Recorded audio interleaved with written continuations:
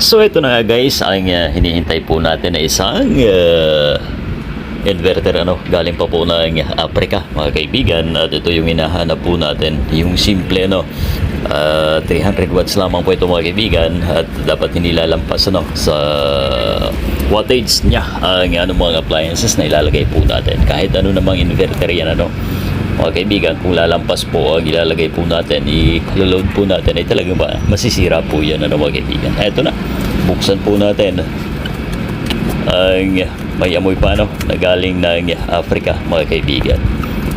May nag-refer po sa atin ito mga kabalita. Eto, ganda ng balot mga kabalita, talagang makapal ang harap na ginamit.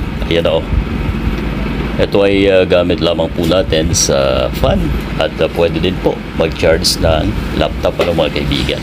Eto na, at talagang